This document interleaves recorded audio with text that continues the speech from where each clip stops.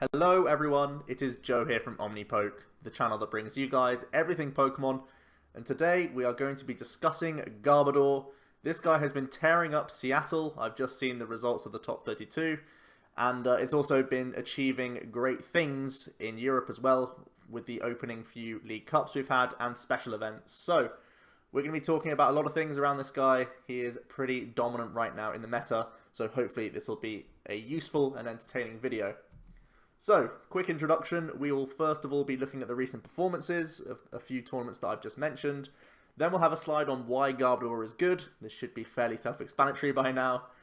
We have a few sub-archetypes, the ways in which we're seeing Garbodor get played, and we'll sort of weigh up the pros and cons of different lists and why you'd want to take certain ones to tournaments and why you would want to take others. And finally, we'll finish off with the ways of countering Garbodor. How do we deal with this threat? It's just been so good in the early parts of this season. How are we going to survive in a format where this card is around? And there's a few different schools of thought trying to take that on, and there's going to be lists thrown in there throughout as well. So it should be pretty good. The reason why I'm making this video is because I don't have time to make 4 Garbodor videos of deck analysis with them, and pretty much every Garbodor deck functions fairly similarly. It's just a deck that likes to race. So rather than just have a week of every single one of my deck profiles being Garb lists and getting quite stale, I thought I'd make a video like this. So let's start off with the recent performances. Looking at the top 32 of Seattle, it was 24 Garbodor variants in the top 32, which is 75% of the meta share. That is absolutely disgustingly strong. Stronger than Night March in its prime, stronger than Decidueye in its prime. This has had incredible results in the first regional of this new format with Guardians Rising. The split has been 18 Draper lists, 5 with Espeon and 1 with Trevenant. So yeah, Draper, the out-and-out favourite, the most popular list of Garbodor, and the most successful so far. But lots of different Garb variants are succeeding as well. Then we look at a few of the European results, slightly smaller events, but they are specials, so there are a lot of CP on the line and good players did turn up.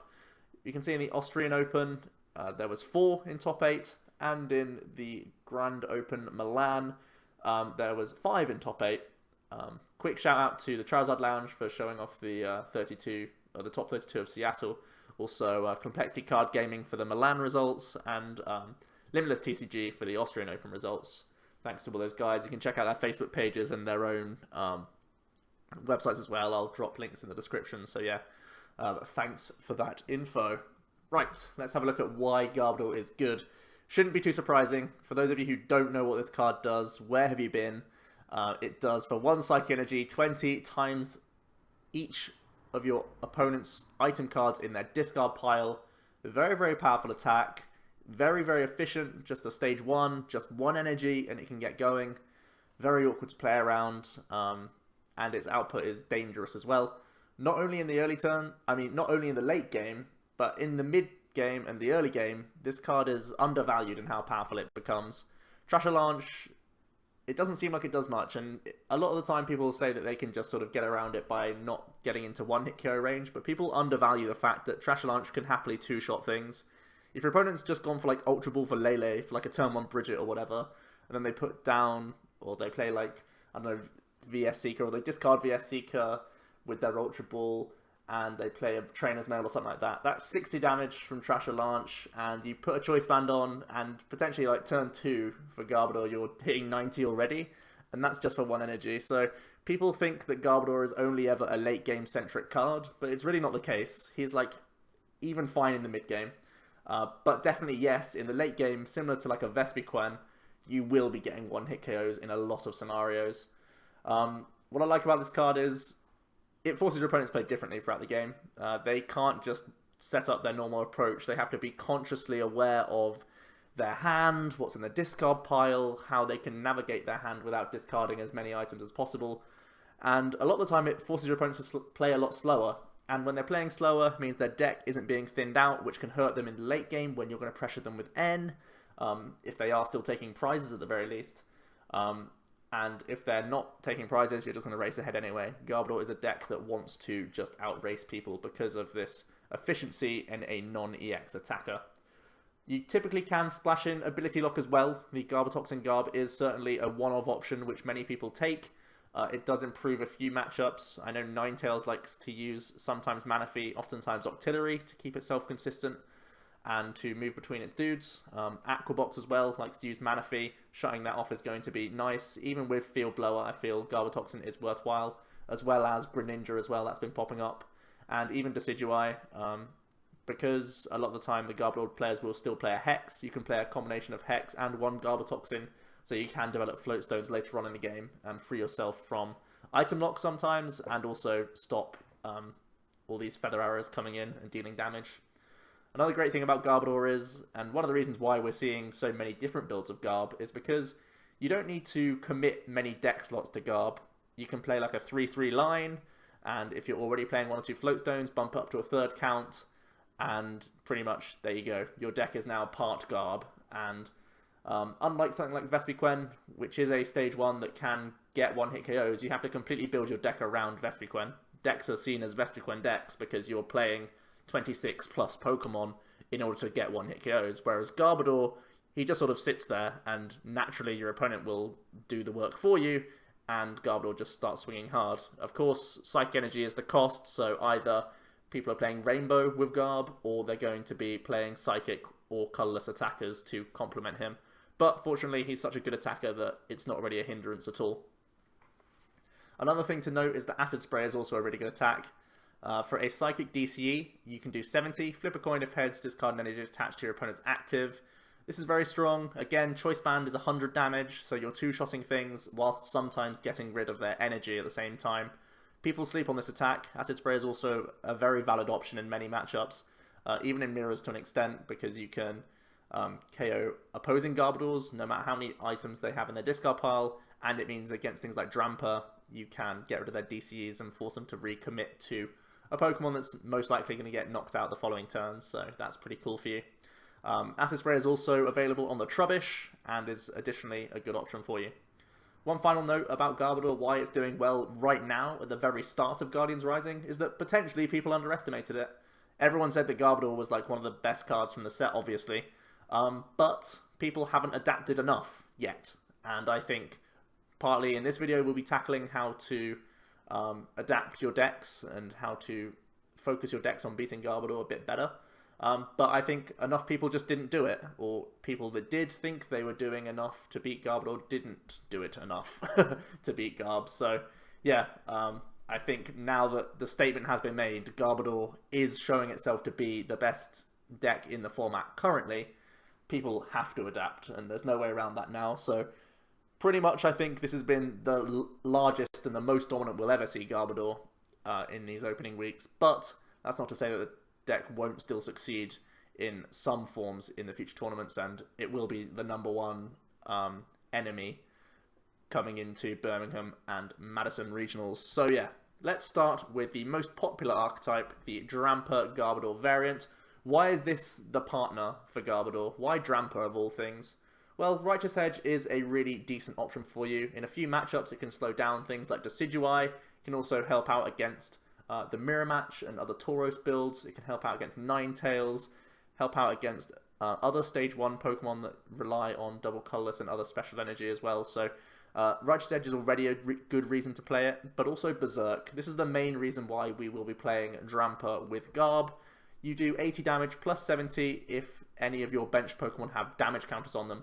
That's 150 for 3 energy, and you can slap the Choice Band on to get into the magic 180 HP range, using things like Team Magma's Secret Base or even Rainbow Energy sometimes to proc this effect, even if your opponent hasn't damaged any of your Pokemon in the first place. So Dramper becomes a really great early game beat stick. This is pretty much what he does. He just starts swinging with Berserk from turn 2. If you have Elixir and DCE support, that is quite common. And yeah, you're taking prizes quickly with a high HP Pokemon, forcing your opponent to keep up with you in a prize race. And it's difficult for them. It's a balancing act trying to keep up with the Dramper pressure and keeping enough items out of their discard pile at the same time. It's very awkward for them a lot of the time. Another great thing about Dramper is actually Big Wheel GX. It's an option that a lot of people will be taking. in the early turns, it's absolutely fine. You reset your hand, you get into these combo pieces like elixirs, like magma bases for turn 2 berserks, and it also means that if you choose to play Halla in your deck, this becomes a great supporter, potentially in the mirror match as well, because you're not having to Sycamore to dig for things. Instead, you're using Halla, which shuffles in cards like VS Seeker, excess Ultra Balls that you haven't played, stuff like that, to keep your damage out of Garbodor, or keep your discard pile a bit safer against opposing Garbodors. Halla is honestly like the best supporter in format once his secondary effect procs. Like once a GX attack has been used, he is really, really strong. So Big Wheel is definitely a decent option just to activate your Hallas. So yeah, Dramper, the early game beat stick, and yeah, then you just move into Garbodor in the mid to late game where everything is getting one-hit KOs. This is just a really efficient deck that likes to race pretty quickly. Here's a quick sample list of Dramper Garb. Nothing too crazy here. Definitely one that you can play around with. This isn't from any notable players. I haven't seen any of the top 52 lists just yet. But this is what I was testing around with. You can see the Magma Secret bases I don't actually have online. I've been testing this IRL more than anything else. But yeah, you use Magma base to activate Dramper, and everything else in here is relatively straightforward. Consistency cards, just one Field Blower. I know some people flirt between 1 and 2. Right now I'm fairly content with 1 because people naturally try and play around it whenever possible. The elixirs are the 3 count. It's not essential to get many of them off. Just trying to get 1 or 2 off during a game is enough to keep Lele and Dramper attacking quickly and for a bit more damage at times. So very simple options. Everything else is fairly self-explanatory. The Olympia isn't always played, but I like having it against ability locking decks. Item locking decks. And it's a decent option for you as well against things like Lapras that like to Ice Beam on Drampers and such. So yeah, fairly straightforward list, I would say, and good baseline for you guys to test out, in my opinion. Let's have a look at a few general tech options now for changing this deck to maybe make it slightly different with different options. First of all, to the right of your screen, you can see the Tauros Ninja Boy package. When I first built Garbodor, I thought it would be heavy on Tauros. That's gone down sometimes to 0 count, sometimes just to have the 1-1 Ninja Boy Tauros combo. People will sometimes not be able to play around Tauros, and Mad Bull GX will be great pressure for you. And because we're not all in on using Big Wheel GX, we can quite happily splash in Mad Bull and just pick up those prizes as quickly as possible. It's a very powerful option for you. So yeah, if you want to play that, if you go up to 3rd Lele in the deck, it becomes a bit more viable because you find Ninja Boy just that much more often on your turns. So bear that in mind. That could be a direction people go down. Then on the left of your screen, you can see things like Bunnelby, Delinquent, and Handiwork. In the sample list, I played Delinquent. I like that option for discarding extra, or trying to force your opponent to discard extra items and put them into the discard pile. Bunnelby can do the same thing with its Burrow, but in fact it can also Rototiller to get some of your own resources back. If you're in a mirror match, you can get some of your items back. If you're against a resource denial deck, something like a Sylveon, which hasn't actually popped up as much as we first thought, but it's still potentially out there, you can Rototiller back things like Energy. Float Stones are important to recover in that matchup, a few other things here and there, even VS Seeker, so very strong option and versatile card. And you also have Team Rocket's Handiwork, which is just, again, the mill approach. Force your opponent to get rid of items if you get lucky and flip heads and hit the right targets on the top of their deck. At the same time, trying to get rid of some of their resources for later on. If you happen to hit things like VS Seeker, this can be very good for you. Then in the middle, there's a few one-off cards that here and there are splashed into the deck. Sudowoodo, for its Roadblock, it can help out against Rayquaza, which actually won the Austrian Open. It can also improve the Mega Gardevoir, which was hyped before Seattle. I believe it won a few League Cups. Brad Curcio, I think, was one of the players doing that. Then we see the Victini with Victory Star. This is really to complement the Acid Spray. If you want to go down a more disruptive route, Victini is certainly a cool one-off option that you can just bridge it out on turn 1 and make your Acid Sprays that much more impactful. And also there's things like Tapu Koko. I've seen things like the Azelf promo as well be thrown into these lists to improve your Gyarados matchup, because you can access their bench. Personally, I am a fan of Tapu Koko, even though it does take up DCEs. Because you play 4 anyway, it's not that impactful. Typically you attack with Dramper, like 1 Dramper or 2 Dramper maybe, and then move into the Garbodor. So you're happy to attach DC a lot of the time to your Tapu Koko. and having that free retreat pivot is really nice. At the same time, Tapu Koko can target Shaymins that much better. If you can do a 20 spread to everything, and then the following turn, as long as Koko survives, or if you play even a second copy of Tapu Koko, which isn't as crazy as it sounds, you can Lysander up a Shaymin, attach a Choice Band, hit that for the further 100 to knock it out, and also put 20 on everything. Koko is a similar mindset to Bunnelby, because you're putting things in slightly better range of damage, because you're hitting them rather than Bunnelby, which gets more items to the discard pile. So it's a slightly different approach, but the same mentality, getting Garbodor into one-hit KO range that bit quicker, which is pretty cool for you. Right, let's look at the second most popular list of, or variant of Garbodor. It's going to be Espeon Garb. We're going to start looking at a few matchups that you can improve and which become more difficult. Espeon has been partnered with him just because you can get a few benefits. Simply, you set up quite nicely. For a single Psychic, you get into your Espeon GX, and Psybeam is a much better attack now. That we have Choice Band, you can do 1 for 60 and Confuse. It's a much better number for you. Additionally, its Psychic attack gets much better for Psychic DC. You do 60 plus 30 for each energy on your opponent's active. Now it's 90 plus 30, so it's much better. Anything with 3 energy now gets hit for 180. So things like Volcanion would get 1-hit KO'd. Also, you have the option to use its GX attack, which again, in turn, improves your Gyarados matchup that you can see on the left side there. It's also quite good for Decidueye, because you can hit them, first of all, for 150 with Psychic, if they have 3 energy on them.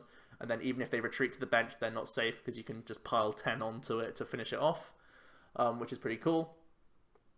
And you also get the benefit of the Stage 1 Ancient Origins evolutions, the Vaporeon, Flareon, even Jolteon if you want to play Jolteon. Jolteon is actually a cool option because Psybeam for 30 goes to 60, goes to 120 if you just Lysander Shaymin for 1 energy. That's really efficient for you. So it could be cool, and also helps out against things like Rayquaza again.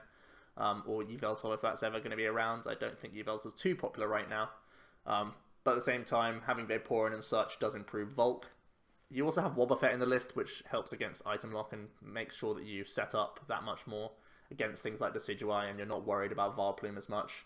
I also think Sylveon is improved, if that's something you have to be concerned with. Again, Psybeam confusing things is just universally frustrating, because they have to think twice about using Magical Ribbon every single turn, and they have to flip the coin, sometimes it fails them, and that's going to be great news for you. Confusing things in general is a great way to force your opponent to use items, because they need to dig to find switch cards, or they need to simply pass turns and give you freebies, which is just fantastic. A few matchups do get a bit worse for you, however. I believe Mirror to not be fantastic, although you typically do have to go into Espeon, because you fight Drampa with this guy by confusing them and hoping that works out for you. And sometimes even the GX attack can be helpful. But overall, I think you just drop prizes too quickly due to your Psychic weakness in the Mirror. I believe Greninja also gets much harder. Again, the GX attack is handy for you. If you hit them with Psybeam, then go into the GX attack, you can often take a 2-prize turn by turn 2, which is pretty cool. Or by turn 3, I should say. Or it is turn 2 if you go second, I guess. You do lose that. You lose out on that tempo later on because you don't have anything that can really hit Greninja that hard, unless they happen to have put plenty of items in their discard pile in the process. I also believe Mega Gardevoir to be a much harder matchup. Again, Espeon having the weakness of Psychic basically means you can't go into it in that game. You have to just go heavy on Tapu Lele Garb in that matchup. But at the same time, I don't think Mega Gardevoir is that difficult as long as you establish your Garbotoxin Garb, because they're so reliant on their abilities right now. So yeah, I believe this list has many more like 70-30 matchups compared to the Drampa Garb, which seems to have more 50-50 or better. So it's a bit of a riskier one, but one that in the right metagame can be the better call for you. So definitely one to keep an eye on. The only one Garbodor Trev list made Seattle, but I still think it's worth discussing because, again, there are a few matchups where Trevenant is going to be the star boy. Against Greninja and Aquabox are the main two that spring to mind due to the weakness that we have. Poltergeist is going to be phenomenal against Greninja like throughout the game, and similar story for Aquabox. Either Aquabox starts playing down all their Aqua Patches and all their Elixirs, or Trevenant's just going to eat them up. Even if they have just one trainer card in their entire hand, you can Lysander up a Manaphy, attach a Choice Band, and just KO it really, really easily. And being just tons of non-EXs makes their prize race really difficult. So Trevenant is really cool, obviously, against the grass-weak stuff, but in general, being a deck which is more focused on single prize attackers may make you better in the mirror match. At the same time, your opponent has to do a delicate balancing act between forcing them to play items, because otherwise they play into Trevenant too much. So it's a pretty interesting deck for sure. Volcanion and Decidueye do get a little bit worse. Decidueye because there's plenty more evolving basics with low HP that Decidueye can simply pick off with their Feather Arrows. And Volcanion gets worse because they can just sit there power heatering through Phantoms and Trevenants that much quicker without too much item commitment on their side. One thing I really like about this list is playing Delinquent. Sometimes even play a 2 count in the list, even with Tapu Lele, because it's such a powerful weapon. When people are trying to play around Trevenants, Poltergeist, they will naturally lower their hand size. They'll sit with just like a Supporter and VS Seeker and Energy in hand, and then you just Delinquent it all away. They're down to 0, and then Garbodor comes in and starts swinging with hopefully not much response, unless they get lucky and top deck out of it. So yeah, an interesting archetype, and potentially one that we'll see more. I know Israel Sosa is doing well so far in the top 32 with Aquabox. I believe he's on the winning end as I'm actually recording this, so potentially it's one to keep an eye on for the future. Finally, we have Garbodor Hammers. This is originally how I tried to build Garbodor. I went Tauros heavy and with lots of hammers. Really, it has a similar shell to the Drampa build, where you play a split of Drampa, Tauros, sometimes Bunnelby, but we take out the elixirs and the magma bases and trade in some disruptive cards, things like Flare Grunt, Skull Grunt, more Delinquents, and Enhanced and Crushing Hammers sometimes. So in here, again, I believe the mirror can be improved by having some hammers and some disruption cards in here for sure. Again, it's forcing your opponent to play more cards. If they go active with Drampa and you can like Flare Grunt, E-Hammer, then you can start burrowing. It can be really awkward for them because you just start taking lots of things away, and you can recover your own items as well to stay out of their reach for the future turns, which is awesome. I also believe Ninetales struggles against hammers quite a lot.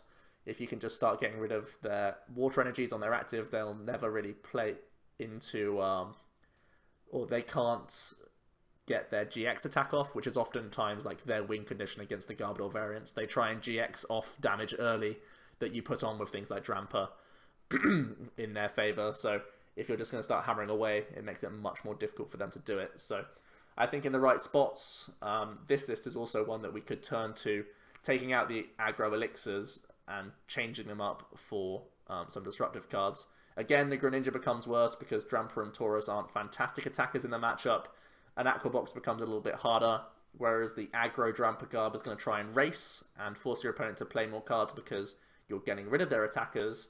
Here we're oftentimes going to be hammering a lot more, and they can just start elixiring and aqua patching back. Of course, it does improve your Garbodor for later on, but a lot of the time they can just get ahead in the race, and that's enough, and that's really all that matters. So let's now talk about how to beat Garbodor. From what I've seen and from my own theory, I've found 3 main schools of thought when attempting to improve and or counter Garbodor. First of all is quite simple. Play less items in the list. Then we also have having a more non-EX focus, plenty of single prize attackers. And finally we have tanking up and or healing decks with high HP and healing options to undo the early damage, the early pressure that we're receiving. And again, trying to outrace, because that's pretty much the only way the deck wins, just by racing. So let's start with lowering item counts. A lot of the time people will just say, isn't it good enough for me to just play less items when I'm up against Garb, rather than have less in my list? Why can't I just play less when I'm specifically up against Garb? And obviously, yes, you're going to try and be careful against Garbodor. You're not just going to start going willy-nilly unless you are actually a non-EX focused deck, which I'll get onto later. But simply having them in your list is going to be bad for you. So we do have to adapt our decks more to play around Garbodor. It's not enough to say, like, yes, I'm playing for VS Seeker, yes, I'm playing for Trainer's Mail, but I'm just not going to play them against Garbodor. Unfortunately, it doesn't work out for you like that, because Garbodor has mill cards already. It has Bunnelby, it has supporters, and just having more live targets gets better for them. Also, Sycamore is still like a really important card in our format. We need it right now for some aggressive digging potential. And every time you Sycamore, you're getting rid of your hand. So if you've just naturally drawn into these items, even if you've held off from playing them for a while, you Sycamore them away eventually, and Garbodor gets powerful. Also, there are combo decks in the format that can't afford to not play items. Think about things like Decidueye. Those need to play things like Trainer's Mail, Level Ball, Ultra Ball, because otherwise they just won't get set up. They'll have a half-baked approach, and it's just not very good when that happens. There's all the things like Volcanion, which can't not play elixirs and such, and heavy floatstone counts even to an extent can be painful for them. So, yeah, these decks won't function if they don't play items. So, to an extent, you still need to play some, but you can make cuts here and there to get around this. And we also have to remember that Garbodor isn't alone. Simply just playing less items isn't going to beat Garbodor because it comes with other attackers, and if you choose to just play less items, your setup will be less optimal, and you'll start getting pounded through with Drampers anyway. So if you go too far ahead into the long game and try and play as few things as possible, they're just going to laugh at you and start swinging with Dramper anyway a lot of the time, so something to bear in mind. So let's have a look at some alternatives. When we start cutting down our VS Seeker counts and Trainer's Mail counts, what do we have left? So there's quite a few options of non-item draw and search that can start fitting into decks. Brooklet Hill is cool for some of the water decks, and also things like fighting decks like Lycanroc, and even Zygarde may be popping up because of the weakness it has on Dramper. Scorched Earth, again, for fighting decks, but also for fire decks. Potentially Volcanion can use this for some nice draw power, rather than having to use Trainer's Mail, and at the same time you get fires in your discard pile for your power heaters. Alone and Vulpix is like a revelation in the format. I think there's quite a few Stage 1 and 2 decks becoming more viable because of the Beacon attack, which is just phenomenal, and it's being splashed into quite a few things, not just Ninetales builds. We also have Shiinotic, which is a cool option for grass types that hasn't really kicked off just yet. It could be becoming a more relevant card in the format because you can just search out your Pokemon every single turn without having to cycle as hard. And we also have Octillery, which can just keep you ticking over throughout the game. And it isn't necessarily like a great draw card because you're only topping yourself up in the hand, but it's also an option for you. Then we also have non-Sycamore supporters, pretty much made possible because of the introduction of Tapu Lele. We can start playing some cool one-offs. Things like Bridget is amazing. Turn 1, especially if you're playing evolution decks, it's absolutely nuts. Even in the Garb decks, they will oftentimes be playing Bridget because you can even find Dramper with Bridget, which is nuts. Things like Turn 1 Lily is also a strong potential option, drawing cards without having to dump your hand into the discard via Sycamore. And then things like Mallow and Teammates. I like Mallow as an option in things like Mega Rayquaza and Mega Gardevoir because you're not Sycamoring away again. And Teammates as well is cool to find specific cards, very similar in how Mallow will function, but Mallow is a combo-based thing, and Teammates requires specific circumstances as well. You need to have just lost a prize, so these sorts of cards that can just find the exact cards that you need is going to be nice. So basically, lowering the counts of Sycamore is what I'm sort of getting at here. So let's have a look at a Volcanion list that has got a little bit more Garbodor conscious, and I'll go through a few decisions I've made. So you can see this Garbodor list, this Volk list is only playing 4 Ultra Ball, 4 Elixir, 2 Male, 2 VS Seeker, much lower than previous counts. Typically, Volk used to be 3 to 4 Trainer's Mail, 4 VS Seeker almost always. Also used to play 2 Escape Ropes. It also used to play Energy Retrievals. But those have all been trimmed out. I've gone for a much higher basic energy count. You can see the stadium I'm opting for is Skyfield, and I'm actually playing a full 3 count here to get more usage out of Shaman Draw and Tapu Lele as well to find specific cards. Now, I am still playing for Professor Sycamore, but we are also playing the 2N in there as well, to maybe shuffle draw if need be. I'm playing no Field Blower in this list either, because it's flawed logic to think that Field Blower is good against Garbodor, because typically, if they're playing Garbotoxin, they're also playing Trash Launch, and that's not great for you, because you're putting an extra item in your discard pile, and you may think it's a worthwhile trade, getting one item off to get your abilities back, but when we have Turtonator anyway, with Choice Band, you can one-hit KO anything, even under Ability Lock, and if you're up against Garbodor variants anyway, 130 is enough of a baseline, because you just deal with their Garbs one by one anyway. so I don't feel like Field Blower does enough for you. And you have to be really, really careful against Garbodor if you're playing Volk. You need to keep 7 items in your discard pile or below pretty much all game, because once you go to 8, then they can hit 160, which is a choice band away from one-shotting all your dudes. So you do have to be super careful.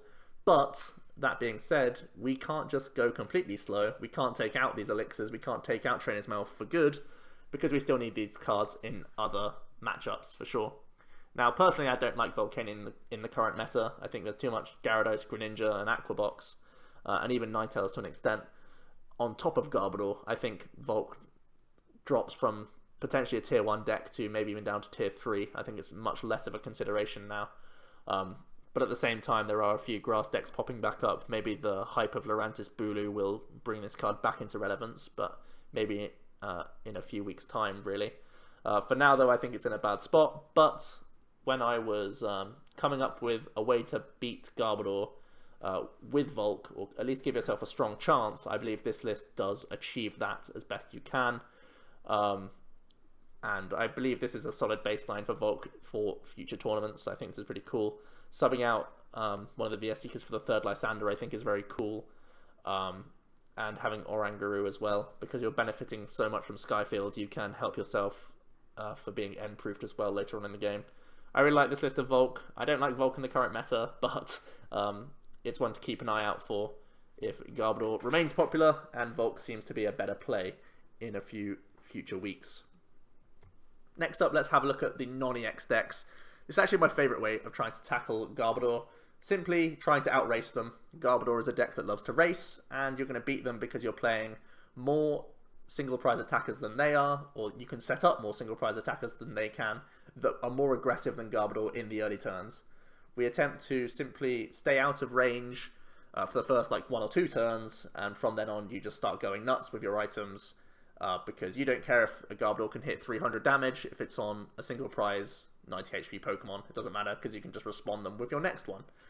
A lot of the time, these decks will be paired with Lycanroc GX that can Bloodthirsty Eye things into the active. Definitely Raichu Lycanroc is an archetype that's popped up. Potentially even Vespiquen can benefit from Lycanroc because you have great typing with Lycanroc. He can use Dangerous Rogue to take KOs on things like Dramper. And also Shaman you can KO because Claw Slash with the strong energy is 130, which is just enough even with resistance. And at the same time, you have his ability to make sure that you're still taking out these 2 prize Pokemon, things like Tapu Lele and Shaman, that naturally go onto their bench on top of things like Tauros and Dramper. So you're trying to just outrace, basically, and Lycanroc is a cool option for that. So yeah, you just out-hit them with other Stage 1 options. I like Excadrill as an option, weirdly enough, because you have resistance, which can sometimes help out. And Maclaw with double Delmise does 70, which is enough to KO Trubbishes, and you can KO a Trubbish and then hit another Garbodor for 70, so then your next Excadrill does the same thing. So you're pretty much like 1.5 KOing their single prize Pokemon, and whenever you do get Lysander, you can just take 2 prizes all in that one turn. So you really do race ahead. Gyarados is great for recovery. You basically never miss an attack once you start getting full retaliation off, but it is kind of weak to things like Espeon, Oricorio, Tapu Koko, a few things like that. Vespiquen and Zoroark builds have been popular, and also the Raichu Lycanroc archetype. It made top 8 in the Austrian special, and I do believe that's a really good starter point of a list. I think that's a very solid 60 cards if you want to take that to a tournament as well. It was a pretty interesting list, but I was a big fan of it. So yeah, let's have a look at another NonEx deck that loves facing Garbodor. I think if you really just want to outright counter Garb, Persimmon is the way to go. This is the deck that I've been toying around with. I've actually had quite a few requests, weirdly enough, for Persimmon, and actually, it's in a pretty good metagame spot right now. People are scared to play Decidueye because it doesn't have a strong enough Garbodor. Garbodor is very, very popular, and Persimmon just wants to hit all of them so much. Mew hits for weakness on Espeon, Persimmon hits for weakness on Dramper, so pretty much the 2 most popular builds just get one-banged quite easily with these non-EX and GX Pokemon. Mew gets even more powerful now that we have Tapu Lele as well, so you don't even need to have a full bench of Persimmon, so you're less weak to things like Parallel City than you ever used to be, and Parallel's like far less relevant. I don't think I've seen many in lists at all. Sometimes like a 1 count, but that's really about it lately. So the archetype is strong. It has big weaknesses against, as I say, Decidueye, and also Greninja is like really horrible for you. You just try and outrace those sorts of decks, but it's really hard. A lot of the time you have to go aggro Tapu Lele if you're playing against Decidueye.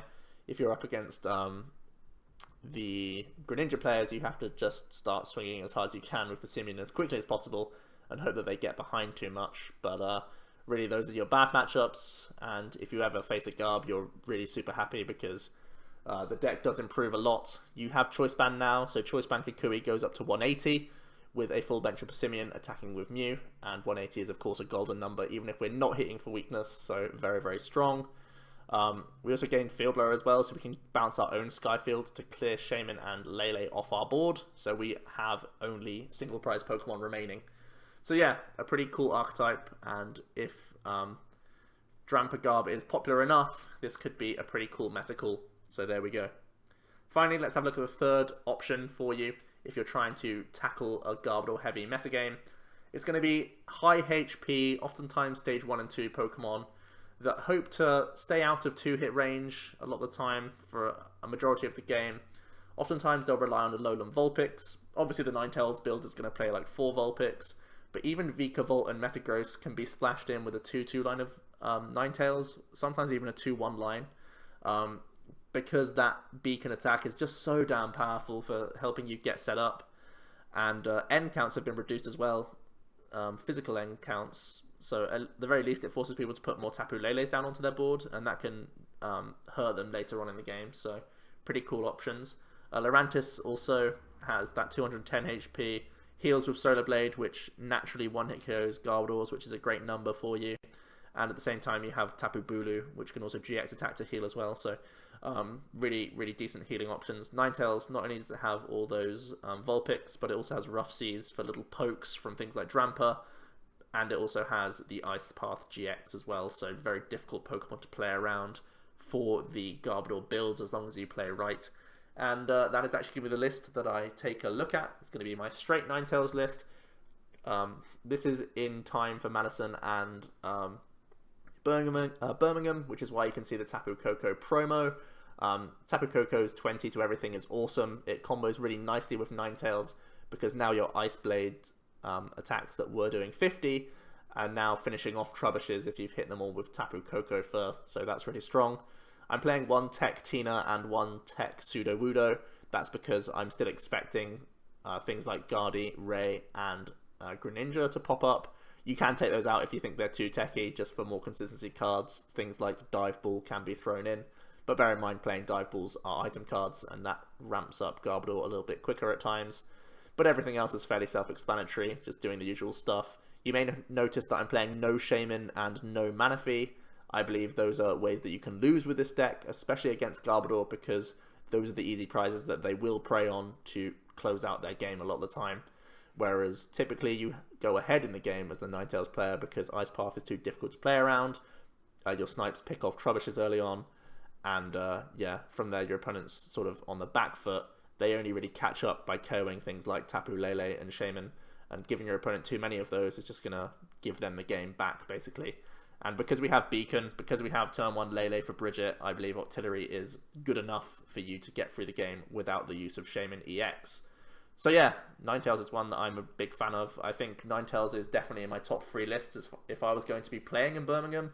As it is, I'm going to the League Cup, but I'm not playing in the main event, of course, because I am commentating.